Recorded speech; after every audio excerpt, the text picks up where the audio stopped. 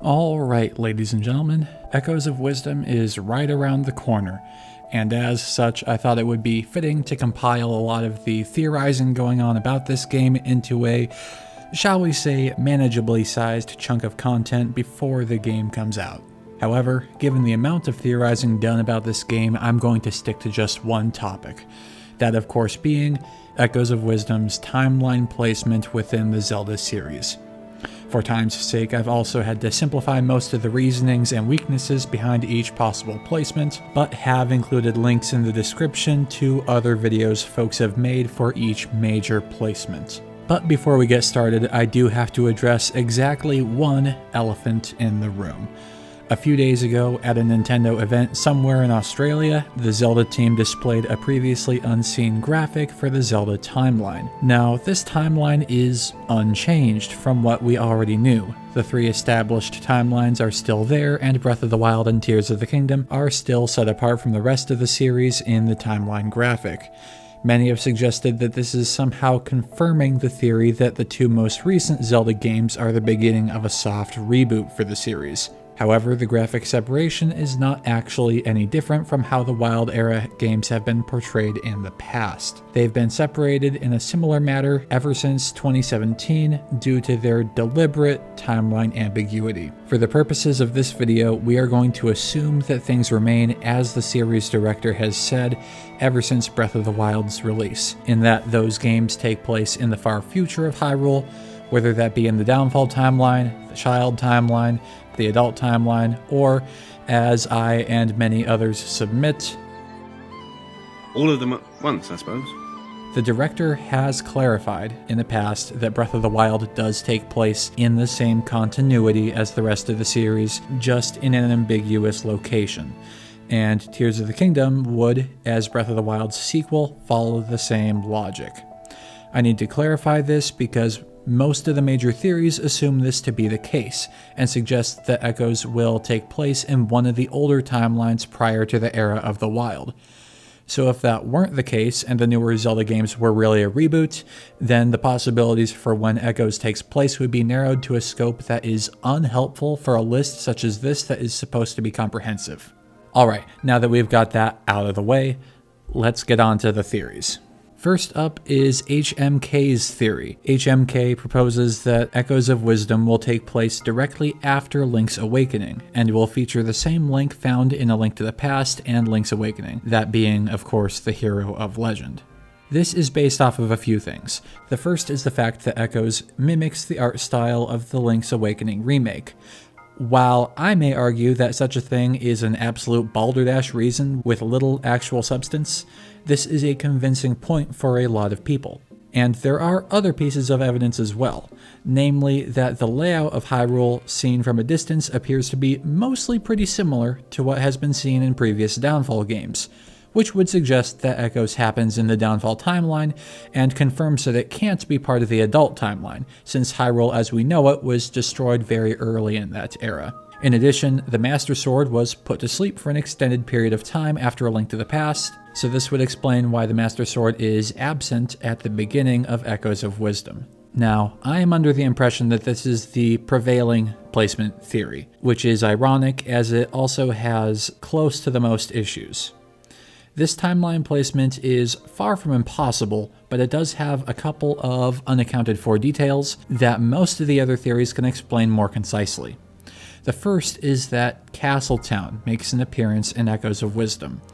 This is problematic because early in the Downfall timeline, there was no Castletown, as it had been destroyed after the timeline split, and would not be rebuilt until after Triforce Heroes during the Golden Era. Since Castletown can be seen in Echoes footage, this is a sizable problem for this placement. The second issue is that this theory proposes that one incarnation of Link and Zelda would now be fighting two different incarnations of Ganon in one lifetime, which has a slight issue with the premise set up in Skyward Sword. And then the third issue is the presence of a few factions, such as the Gorons and the Sheikah and the Gerudo, in the Echoes footage, because none of these factions have previously been seen in the Downfall timeline.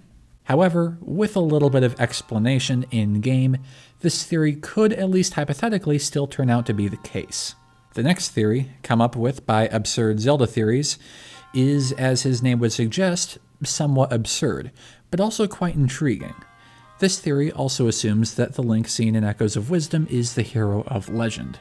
However, this theory also suggests that this game is an alternate retelling of A Link to the Past, and that Link's battle with Ganon featured in Echoes footage is meant to represent the same battle as set at the end of A Link to the Past. However, in this alternate version of the story, Link doesn't make it to the Triforce and it doesn't restore Hyrule, and instead he gets sucked into the Silent Realm. A major mark of this theory is that it also intends to explain the location of the Zonai's emergence into the timeline as well.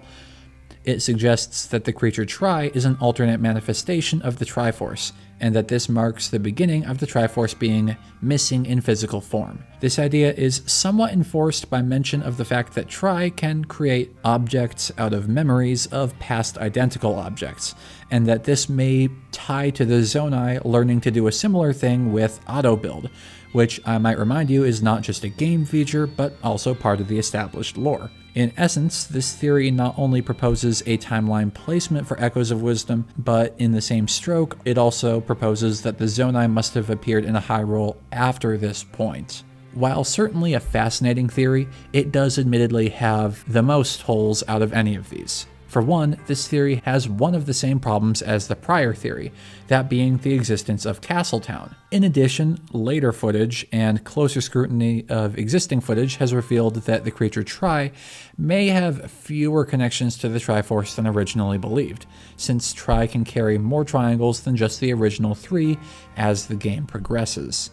And then, of course, the biggest issue is that this would mean that there is another timeline split without having a real reason for that split to have occurred. While the splits in Ocarina of Time occurred due to time travel shenanigans, no ocarina or similar artifact features in A Link to the Past. So, while not technically impossible, this is probably the least likely of the major theories. Next up, we have Commonwealth Realms theory, which is one of my personal favorites. This theory suggests that Echoes of Wisdom will take place at a later point in the Downfall timeline, namely between Triforce Heroes and the original Legend of Zelda. This placement uses most of the same reasoning as the Hero of Legend placement, while also clearing up most of the issues with both of the Heroes of Legend placements. This later Downfall placement would feature new incarnations of Link and Zelda, resolving the issue of Ganon's presence in the story.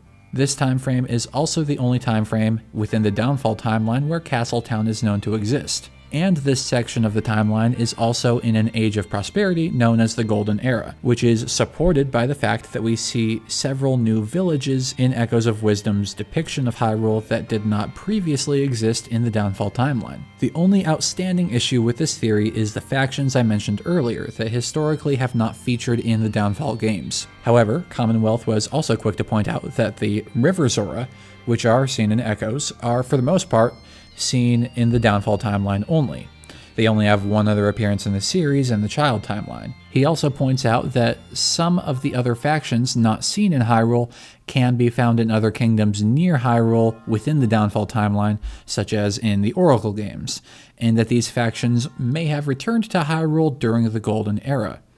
So while this is not an unquestionable theory, it is probably one of the best that we have right now. Here's another one that holds a fair amount of water. Kokiri Theory submits that Echoes of Wisdom takes place shortly after the Convergence. For the few who are unfamiliar, the Convergence is a prevalent theory suggesting that the 3 established timelines merged back into one prior to Breath of the Wild. This would place Echoes after all of the Era of Myth games, but several thousand years before Breath of the Wild and Tears of the Kingdom. This theory handily explains the presence of all of the major factions being present in Echoes of Wisdom. It also explains the presence of a very wide range of enemy types that were seen in Echoes footage, some of which have historically been exclusive to specific timelines, such as these bombfish.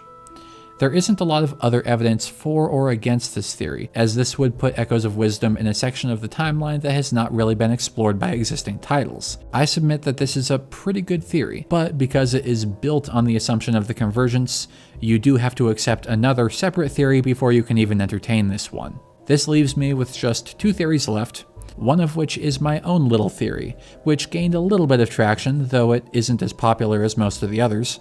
My own theory is that Echoes will take place in the child timeline somewhere after Twilight Princess, and this could be before or after Four Swords Adventures. This is on account of the fact that Link and Zelda wear this hood that has patterns on it that are reminiscent of the Twilight. Some have suggested that this is instead a Zonai reference, but I think that the color is much closer to the teal of Twilight symbols than to the brighter green of the Zonai. By this logic, I figure that Echoes has to be somewhere after Twilight Princess. As supporting evidence, all of the factions found in Echoes are accounted for in the child timeline, as are most of the enemies. In addition, I thought that the lack of Link's house in the Echoes overworld was hinting at Echoes of Wisdom perhaps not being a downfall game. Now, I won't pretend my theory is foolproof either.